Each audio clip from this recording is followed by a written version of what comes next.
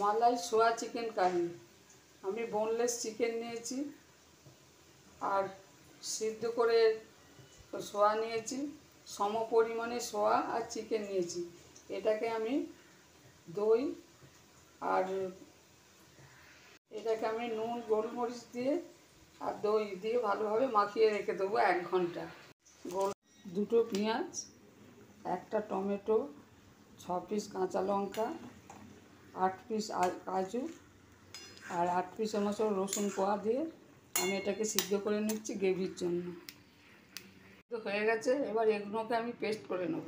Chicken সোয়া মালাই কড়াই কারি করার জন্যে আমি একটু বাটার নিয়েছি আর নিয়েছি সাদা তেল।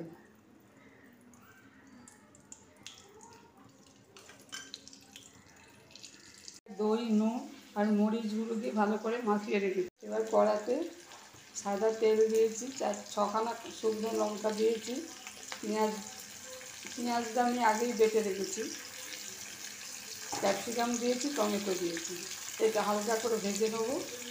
পেঁয়াজ, 6খানা রসুন, 6খানা কাজু, 4টে কাঁচা লঙ্কা দিয়ে আগে আমি সিদ্ধ করে নিয়েছিলাম, তারপরে এটাকে তুলে ভালো করে পেস্ট করে নিয়েছি। এবার এটাকে আমার হালকা করে ভাজা হয়ে গেছে। এবারে আমি মাংসটা আর সোয়াটাকে তুলে দেবো।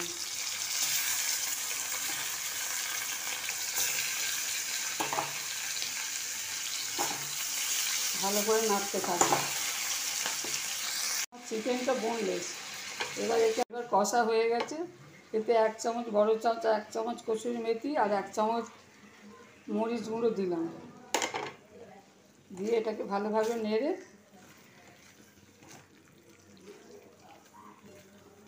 নেড়ে নিচ্ছি।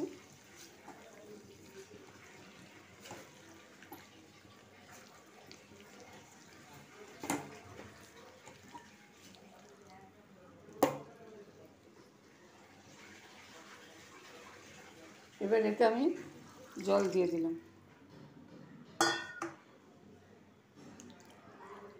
জল দিয়ে যতক্ষণ না সেদ্ধ হয়, বোনলেস চিকেন আছে আর সোয়া বড়ি আছে, এটাকে আমি ভালো করে চাপা দিয়ে রাখবো যতক্ষণ না সেদ্ধ হয়।